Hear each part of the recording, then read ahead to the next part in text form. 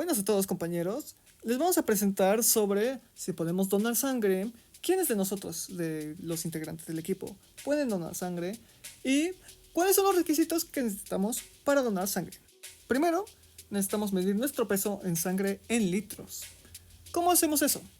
Bueno pues, primero mediremos nuestro peso. Esto depende de nuestra altura también. Luego, vamos a hacer una regla de 3, o sea, multiplicando nuestro peso por 7.7 litros. Luego lo dividiremos entre 100. Ese será en nuestro porcentaje que tenemos de litros en nuestro cuerpo. Ahora yo hablaré de los componentes celulares y no celulares de la sangre y pues cuáles son sus funciones. Primero está el plasma que pues compone la mayor parte de la sangre y pues es más denso que el agua, tiene un gusto salado y su color es amarillento traslúcido. Su composición es compleja, la mayor parte es agua y el resto es una mezcla de iones, nutrientes, desechos y proteínas plasmáticas, entre las que están en el fibrinógeno y las globulinas. El siguiente componente que tenemos son los glóbulos rojos, también conocidos como eritrocitos o hematíes. Son las células más numerosas de la sangre. Su función es transportar oxígeno gracias a la hemoglobina, proteína que da el color rojo característico de la sangre. Transportan el oxígeno a los tejidos corporales y lo intercambian por dióxido de carbono, que es transportado a los pulmones para su eliminación. Ahora van los glóbulos blancos, también llamados leucocitos. Se encuentran tanto en la sangre como en los tejidos linfáticos. Son menos numerosos que los glóbulos rojos. Son células que forman parte del sistema inmunitario del cuerpo y cuya función principal es combatir infecciones y otras enfermedades. Su número aumenta en caso de infección para mejorar las defensas. Ayudan a curar heridas ingiriendo células muertas, restos de tejido y glóbulos rojos dañados. Y también existen varios tipos de glóbulos blancos con diferentes funciones.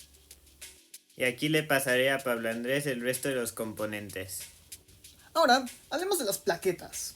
Las plaquetas son las células sanguíneas más pequeñas.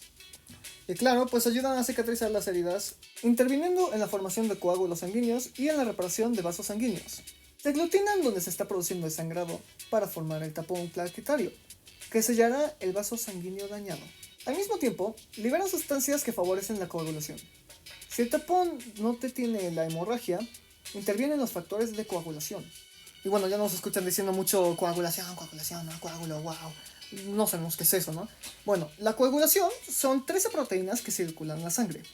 Acuden al lugar de las heridas para ayudar a detener la hemorragia mediante la cascada de coagulación, que se va activando en el momento que se ha producido la lesión del vaso sanguíneo. Estas trabajan en conjunto sobre la superficie de las plaquetas para formar y solidificar el coágulo de sangre. Y bueno, cada factor se activa en un orden específico para dar lugar a la formación de coágulo sanguíneo. La ausencia de estos factores puede dar lugar a hemorragias graves y son imprescindibles para evitar hemorragias. Ahora, ya que sabemos los principios de la sangre y cómo funciona mayormente lo que compone la sangre, necesitamos saber las funciones principales de la sangre. Y para saber para qué le estamos dando a un chamaquito que ni conocemos nuestra sangre, ¿no?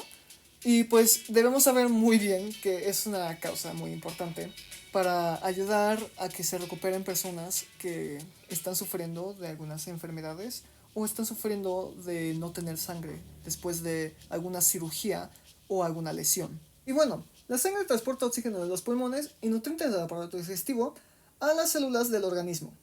También se lleva el óxido de carbono y todos los productos de desechos que se va de tu cuerpo que el organismo no necesita. También la sangre ayuda a mantener el cuerpo caliente, transportar hormonas, ya saben para qué, evitar anticuerpos y contiene factores de coagulación para favorecer la coagulación de la sangre, válgame la redundancia, y la cicatrización de tejidos del cuerpo. Ahora, con mi compañero Andrés les vamos a decir cuáles son los requisitos para donar sangre. Primero hay que tomar en cuenta que la donación de sangre es voluntaria y altruista, y que la cantidad donada son 450 mililitros de sangre, cantidad que no interfiere con el funcionamiento normal del cuerpo. Entonces aquí vamos con los requisitos. Entonces, primero no vivir en una zona endémica o haber visitado alguna en los últimos 6 meses.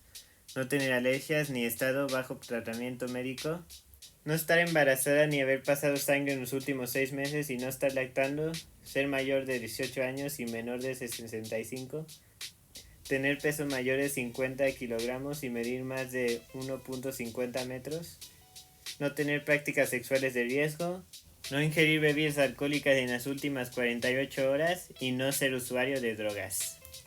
De todas estas, solo André puede donar sangre. Aunque estamos saltándonos el paso de los 18 años, yo tengo alergias. Por lo tanto, no puedo donar sangre.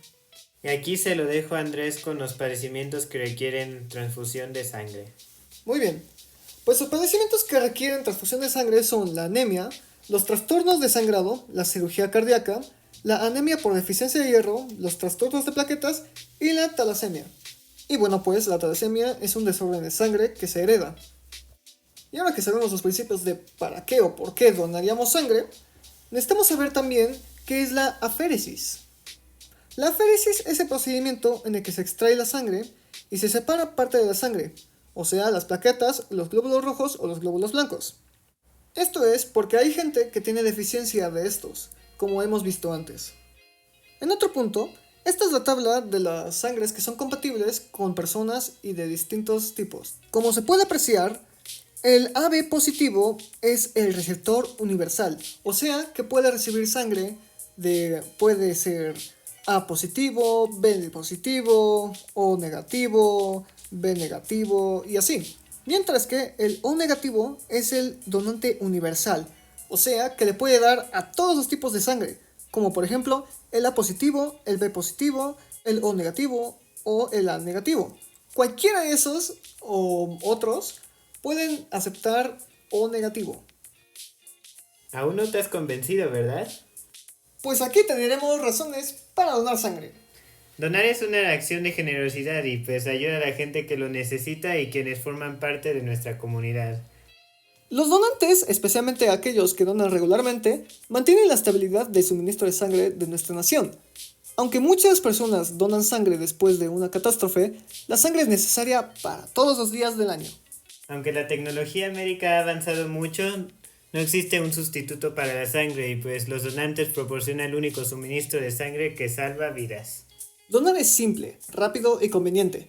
El proceso de donación puede tomar solo 45 minutos de tu tiempo, pero puede ser una diferencia de por vida para alguien más. Y esta es la mejor razón para donar sangre. Ser donante es correcto en un sentido si tú llegas a necesitar sangre.